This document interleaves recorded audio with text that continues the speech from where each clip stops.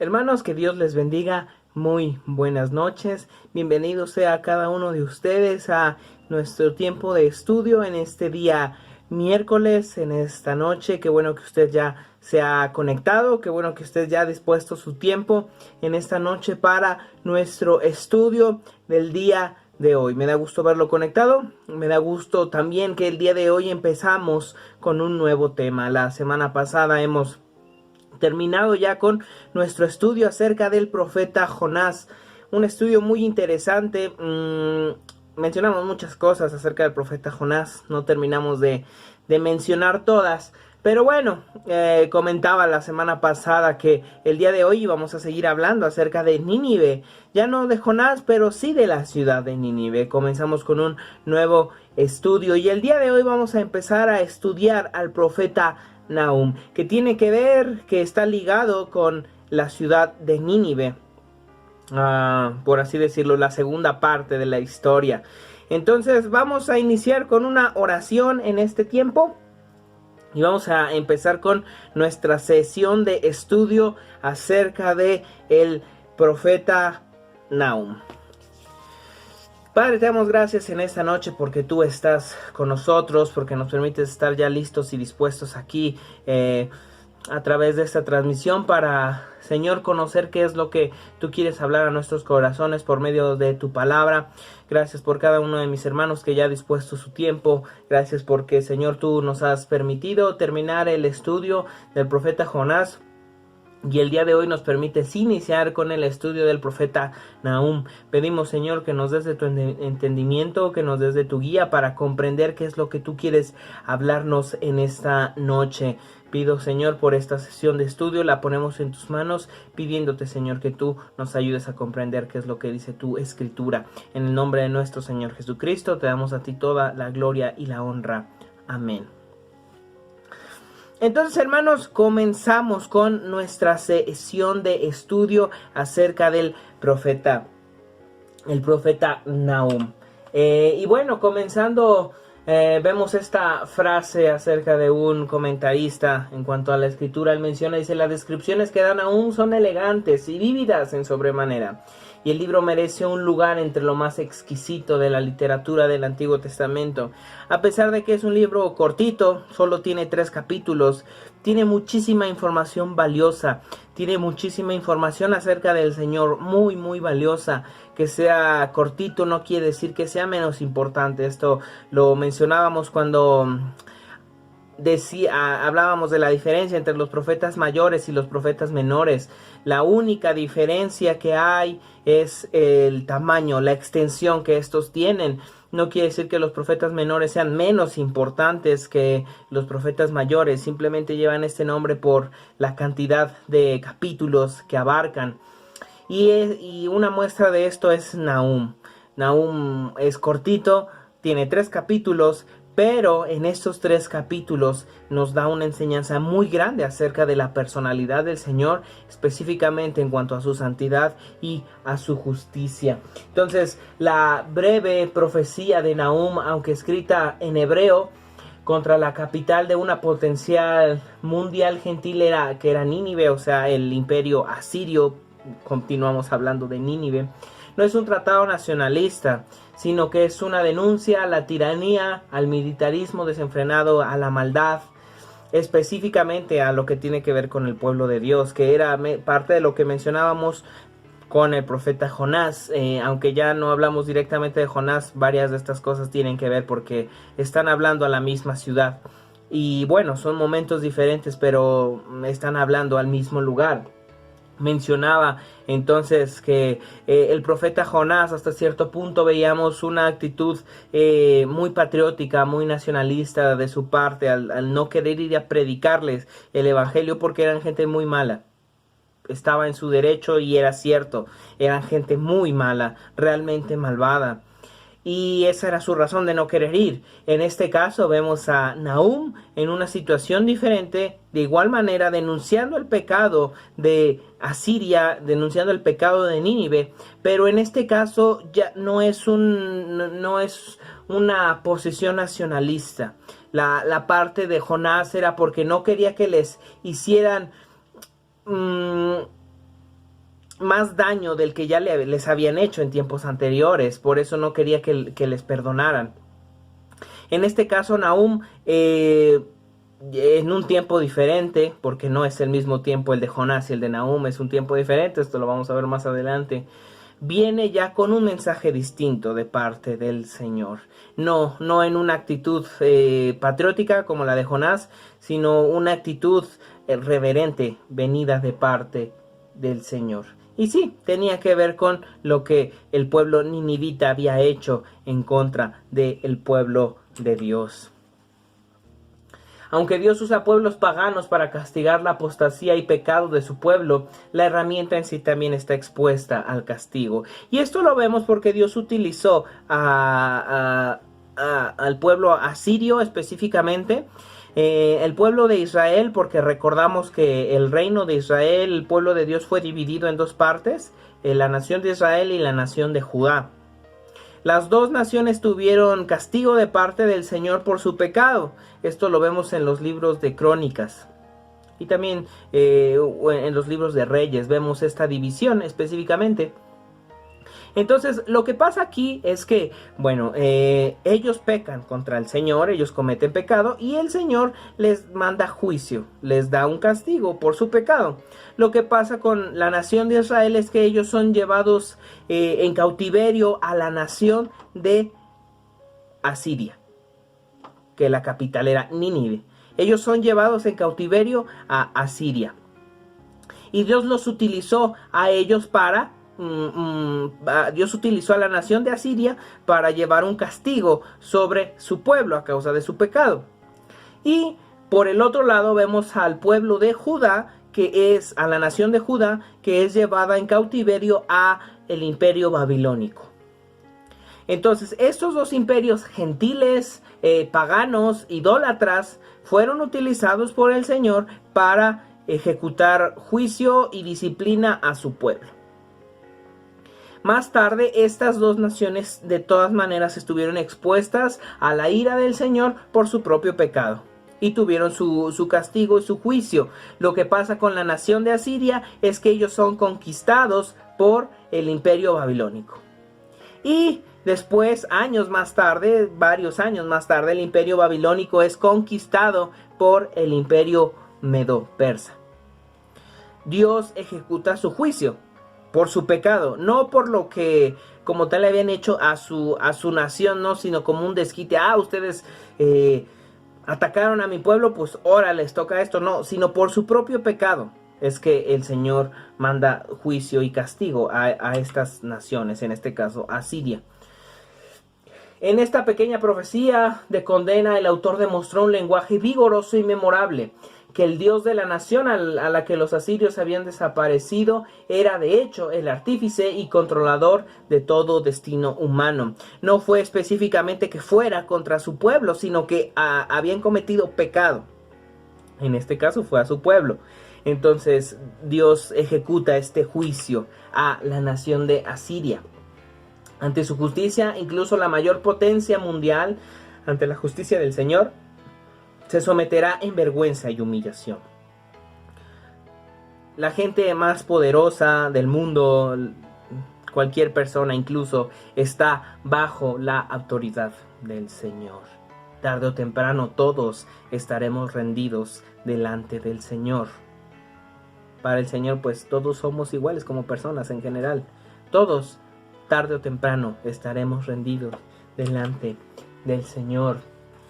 Y bueno, vemos a través de esta carta que este libro de profecía, que la injusticia, crueldad y explotación son cosas que generan ira en nosotros. El Señor ha puesto el enojo como un sentimiento y es válido enojarse. Hay razones por las cuales es válido enojarse, hay razones por las cuales es válido molestarse. Y no hay el mandato de parte del Señor no es que no nos enojemos, sino que controlemos nuestro enojo, sino que nuestro enojo sea un enojo santo, porque el enojo también es venido de parte del Señor. Entonces, el mandato del Señor no es que no nos enojemos, el mandato del Señor es que controlemos nuestro enojo. Y también el enojo es una respuesta natural ante la injusticia, ante la crueldad. Claro, cuando vemos que una persona se está aprovechando de otra, inmediatamente reaccionamos, o sea, no somos tan insensibles o no deberíamos serlo. Cuando vemos injusticia, eso nos molesta. Cuando vemos algo que no está bien, nos molesta.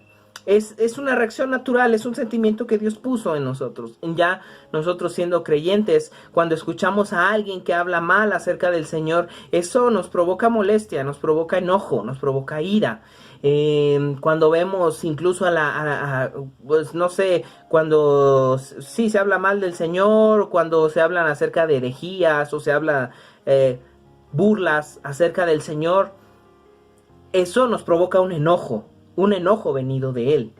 El problema no es enojarse, el problema es controlar el enojo. Entonces, vemos que así como, o sea, no, como tal, no está mal enojarse, el problema es vivir enojado, el problema es enojarse por todo. Hay razones por las cuales podemos enojarnos y está bien, pero razones justificables, razones válidas para enojarse.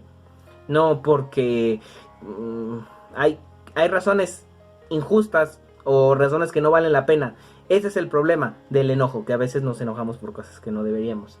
Entonces Nahum nos asegura que nuestra ira, que el enojo que nosotros sentimos con respecto al pecado, con respecto a la injusticia, con respecto a tomar el nombre de Dios en vano, tiene una cierta comparación con la ira y el enojo que el Señor siente.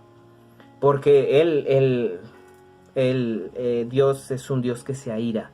Dios es un ser que tiene enojo. Y de esto debemos tener cuidado. Y esto debe provocar temor en nosotros. El Señor, Dios, es un ser que se molesta. Es un ser que se aira. No por razones cualquiera que se le venga a la mente, sino por razones justificables. En este caso el pecado. Por nuestro pecado el Señor podría ejecutar su ira sobre nosotros. Pero no lo hace porque ya lo hizo en el Señor Jesús. En Él cayó la ira. Por eso es que nosotros en este momento tenemos vida y más adelante el Señor terminará de destruir todo el pecado. El juez de toda la tierra no permanecerá indiferente. Tarde o temprano habrá un juicio y un castigo para toda esa injusticia. El Señor no permitirá que la maldad persista para siempre. Él la va a destruir. Muchas veces se nos pregunta por qué existe la maldad, por qué si Dios es bueno, por qué hay tanta maldad en el mundo, si Dios es bueno, por qué existe el mal. Y el asunto como tal pues no es que exista, o sea, para empezar el mal existe porque el bien existe. Si el bien no existiera, no existiría la maldad. Y como el Señor existe, existe la maldad. Y el Señor no se va a quedar indiferente. Él va a hacer algo al respecto. Él va a destruir la maldad en algún momento, en algún día. Esa es nuestra esperanza. El Señor va a destruir la maldad. Entonces, que no lo veamos o que no sea como nosotros queremos en el momento que queremos, no quiere decir que el Señor no lo vaya a hacer. El libro de Nahum es la continuación del libro de Jonás. Hay un paralelismo muy claro entre Jonás y Nahum. En el libro de Jonás, el profeta predicó la destrucción a la ciudad. Pero cuando la gente se arrepintió, cuando el rey se arrepintió, cuando la gente se arrepintió, Dios les extendió su misericordia. Dios proveyó su amor, principalmente enviando a Jonás a predicarles para que ellos se arrepintieran. Dios sabía que al escuchar ellos el mensaje de Jonás se iban a arrepentir. Y ellos se arrepintieron y Dios los perdonó. Parte del enojo de Jonás que habíamos estado comentando era ese. Él no quería predicarles porque ya sabía que se iban a arrepentir. Y si se arrepentían, Dios los iba a perdonar. Él ya sabía, Jonás conocía al Señor, Jonás sabía qué era lo que iba a pasar, por eso es que no quería ir a predicar. Y bueno, en el libro de Jonás vemos la bondad de Dios, vemos su gracia, vemos su amor y su misericordia para con un pueblo. En este caso el pueblo ninivita, el pueblo de Asiria. El Señor muestra su misericordia. En el corazón del Señor siempre ha estado que los gentiles, que los extranjeros le conozcan. Por eso es que a la gente extranjera comúnmente, constantemente le mandó a profetas, a predicadores que les descubrieran su maldad. Que ellos pudieran entender que estaban actuando de una manera pecaminosa delante del Señor y que ellos estaban expuestos a la ira del Señor. En el corazón del Señor siempre estuvo el deseo de que los extranjeros fuéramos salvos, y dentro de eso entramos nosotros. Entonces vemos una comparación clara con lo que pasa con Jonás y ahora con Nahum. Pues nos encontramos de regreso en la ciudad de Nínive un tiempo más adelante, aproximadamente un siglo y medio nos encontramos más adelante del tiempo de Jonás. Nahum viene un siglo después del profeta Jonás. Los años han pasado y los habitantes de esta ciudad pagana han vuelto a su maldad. Este es el problema. Esta vez no hay arrepentimiento y Dios trae juicio devastador en contra de esta poderosa ciudad asiria. ¿Por qué? Cuando Jonás va y predica, lo que predica es juicio del Señor. Lo que predica es destrucción. Él no predica esperanza de salvación. Él lo único que va a hacer es predicar el juicio de parte del Señor, que es lo que le manda. El Señor en el capítulo 1 de Jonás le dice: ve y predica en contra de esta ciudad que voy a destruir. Jonás no va. Y cuando el Señor lo vuelve a mandar ya más adelante, ya después de que sale del pez grande, el Señor le dice: ve y predica lo que yo te voy a decir. Y su predicación es un poquito más específica. Su predicación es: en 40 días será destruida Nínive. Este mensaje es suficiente para que la gente se arrepienta. Este mensaje es suficiente para que la gente crea, para que la gente se vuelva de su mal camino. Pero con Nahum no. En primer lugar, ellos ya habían regresado a su maldad. Ellos ya habían regresado a su pecado. Ellos ya se habían olvidado del Señor. El asunto es que esta vez ya no tenían excusa. La primera vez el Señor mismo dice: tengo misericordia de ellos porque no saben distinguir entre izquierda y derecha. O sea, ellos están tan cegados por el pecado que no se dan cuenta. Lo que el Señor dice se asemeja a lo que el Señor Jesús dijo cuando estaba clavado en la cruz, intercediendo por los que le habían crucificado, y el Señor Jesús pide por ellos y dice: ellos no saben lo que hacen. Dice: Señor, perdónalos porque no saben lo que hacen. Así algo parecido son las palabras de Dios mismo respecto a Nínive. Dice: ellos no saben distinguir entre izquierda y derecha. ¿Cómo no voy a tener misericordia de ellos? Eso se lo dice a Jonás. Pero esta vez, un siglo después, ya no es lo mismo. Ya las cosas han cambiado. Ellos conocían del Señor y se olvidaron del Señor. Y estaban expuestos. Incluso si se hubieran arrepentido, pues Dios podía haberlos perdonado. Nahum muestra a un Dios infinitamente santo y justo. Esto es lo primero que vemos entrando a Jonás. Vemos una de las declaraciones, una de las representaciones más santas del Señor. Lo muestra como santo y justo, increíblemente todopoderoso, lleno de bondad y misericordia y fiel a su palabra. Entonces, en este aspecto, el Señor era santo, siempre ha sido santo. Cuando pasa con Jonás,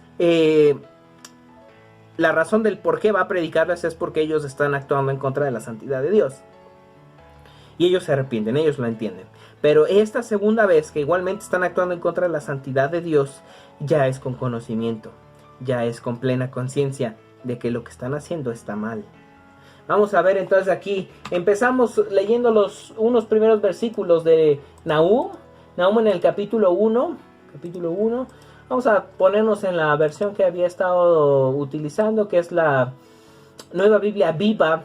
Dice así en el versículo 2: el Señor es celoso con todos los que ama, y por eso castiga a los que les causan daño, y destruye a sus enemigos con furor. Versículo 3: el Señor no se enoja fácilmente, pero cuando está airado, su poder supera todo lo imaginable, y no considera inocente al culpable. Él muestra su poder también en la naturaleza, cuando camina sobre el ciclón y la tormenta, y está tan alto que podemos imaginar que las nubes son el polvo de sus pies. Esta es una descripción muy bella acerca del Señor, que Él es tan grande. Esto es lo que dice, no quiere decir que específicamente lo sea, que las nubes es el polvo de sus pies, sino que está haciendo una comparación. Dice que el Señor es tan grande, el Señor es tan alto, que aún las nubes que nosotros vemos como cosas gigantescas, que vemos como grandes extensiones que cubren el cielo, porque ciertamente a veces las nubes son muy grandes. Aquí dice el profeta Nahum y lo compara, que aún las nubes inmensas apenas son el polvo de los pies del Señor. Cuando nosotros, si hacemos una semejanza, el polvo pues es diminuto a comparación de nuestro pie, a comparación de lo que somos nosotros como seres humanos. El polvo es algo diminuto. Así de grande es el Señor. Así es la comparación que está haciendo Nahum. O sea, las nubes tan solo son el polvo de los pies del Señor. O sea, el Señor es infinitamente más grande. Es una descripción muy bella. Este versículo, una frase de este versículo es conocido, muy conocido. Dice, Jehová es tardo para la ira y grande en poder. Esta es una de las más grandes descripciones que tenemos acerca del Señor, que Él es tardo para la ira. El Señor se muestra ira, el Señor se enoja, pero no es inmediato. El Señor tiene mucha paciencia. Cuando Él muestra su ira es porque es lo último. Porque antes de que el Señor muestre su ira, ya hubo muchísimas oportunidades y advertencias de parte del Señor para que haya arrepentimiento. La ira del Señor es lo último. Lo último, lo último. Dice aquí entonces, Jehová es tardo para la ira y grande en poder, y no tendrá por inocente al culpable. En todos los sentidos, el Señor no tiene por inocente al culpable, al que ha hecho mal, porque el Señor es justo. Si el Señor diera por inocente al culpable, sería injusto, porque es lo que muchas veces pasa, ¿no? En los países, por la corrupción y todo esto, a veces la gente que merece castigo no se lo dan. La gente que hace mal no le dan un castigo justo. Entonces pues esto es injusto. El Señor no es así. El Señor es plenamente justo. Entonces el culpable merece un castigo y el Señor no le deja sin castigo. En alguien tiene que caer. Tiene que haber un castigo por las faltas del culpable. Tiene que haber un castigo. Esto es importante. Tiene que haber un castigo. Entonces, bueno, dice el versículo 7. Pero el Señor es bueno. Cuando llegan la angustia y la desesperación, Él es el mejor refugio. Protege a todos los que en Él ponen su confianza. Él conoce bien a los que le son fieles. Está haciendo una comparación aquí bien interesante. Bien interesante de lo que está hablando Nahum. Dice aquí el versículo 6. ¿Quién puede permanecer en pie ante la cólera de Dios? Su enojo es como el ardor del fuego, que es capaz de arrasar con todo lo que se le ponga a su paso. Hasta las montañas tiemblan cuando Dios da rienda suelta a su enojo. Esto es para ponernos a pensar, hermanos. Dios es un ser que cuando se molesta, su enojo es grande, realmente grande. Y peligroso, podríamos decirlo. Porque es lo que dicen aún, ¿quién va a permanecer de pie delante del Señor cuando Él muestre su enojo? Nadie, absolutamente nadie. Pero hace esta comparación bien interesante, porque dice que el Señor cuando se enoja, dice aquí, hasta las montañas tiemblan cuando Dios da rienda suelta a su enojo. Pero dice el siguiente versículo, pero el Señor es bueno. Cuando llega la angustia y la desesperación, Él es el mejor refugio. Protege a todos los que en Él ponen su confianza. Él conoce bien a los que le son fieles, pero también arrasa a sus enemigos como torrente que se desborda.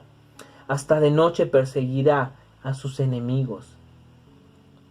El Señor es bueno. El Señor es nuestro refugio. Pero tenemos que tener en cuenta quién es el Señor. El Señor, cuando dice aquí Jonás, se enoja, no hay quien pueda permanecer de pie delante de él. Me parece una de las descripciones más claras, más nítidas, más contrastadas que tenemos del Señor a través de la Escritura. En la Escritura obviamente nos describe de muchas maneras cómo es el Señor. Pero Nahum, a pesar de que es cortito, creo que da una perspectiva muy clara de quién es el Señor. Dice el versículo 14. Pero acerca de ti, Nínive, el Señor ha dicho: he decidido el fin de tu dinastía real. Los descendientes de tus reyes no se sentarán jamás sobre tu trono. Y yo destruiré tus dioses y tus templos y te sepultaré porque te has aferrado a tu maldad. La clave es esta: tus dioses y tus templos, porque te has aferrado a la maldad. Esta es la razón del juicio que viene a la ciudad de Nínive, anunciada por el profeta Nahum de parte del Señor, que ellos tenían sus dioses, ellos tenían sus templos, y porque se habían aferrado a la maldad. La última sesión de Jonás mencionaba acerca de que se han encontrado dentro de las ruinas de Nínive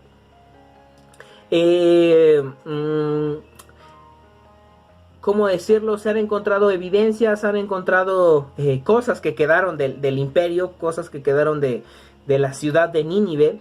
Y entre las cosas se ha encontrado que a Jonás lo deidificaron. O sea que lo hicieron un dios, a Jonás.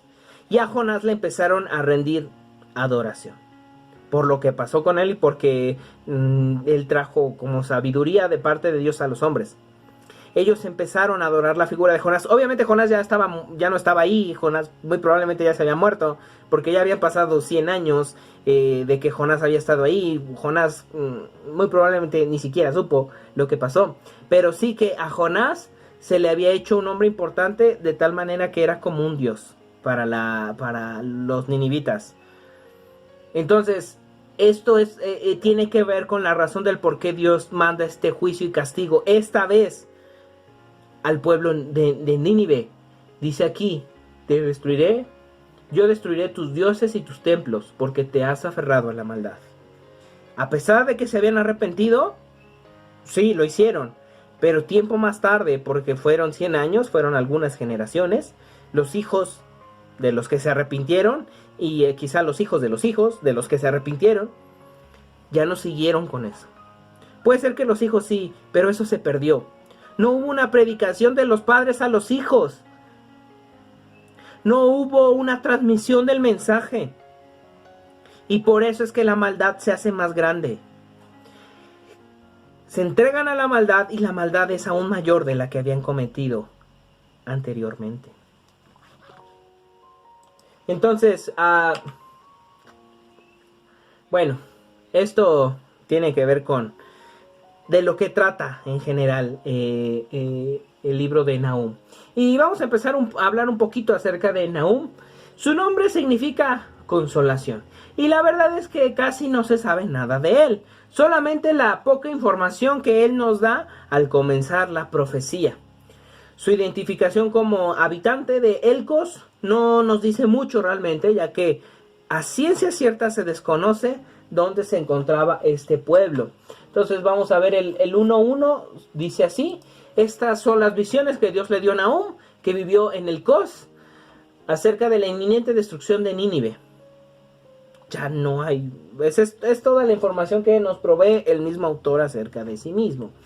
Y bueno, algunos sugieren que la ciudad de Elcos puede ser identificada como la ciudad llamada Al-Kosh en Irak, que es Irak hoy en día.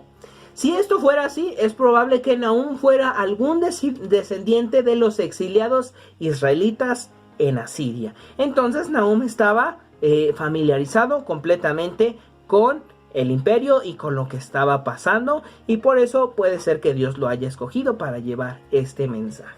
Entonces puede ser que Nahum fuera de la ciudad de Al-Kosh en Irak actual. Y bueno, hermanos, pues se nos ha acabado el tiempo el día de hoy. Nuestra primera sesión, la semana que viene vamos a estar hablando acerca de Nahum. Lea el libro de Nahum, son solo 3 capítulos, es muy corto, muy corto, en 10 minutos ya terminó de leerlo, es más corto que Jonás. Entonces, nos vemos la semana que viene, no olvide leerlo y si tiene alguna duda puede acercarse con toda confianza y aquí vamos a estar listos para resolver sus dudas. Entonces, nos vemos la semana que viene, no olvide asistir a las actividades y pues sobre todo no olvide leer el libro de Nahum. Nos vemos, hermanos, que Dios les bendiga.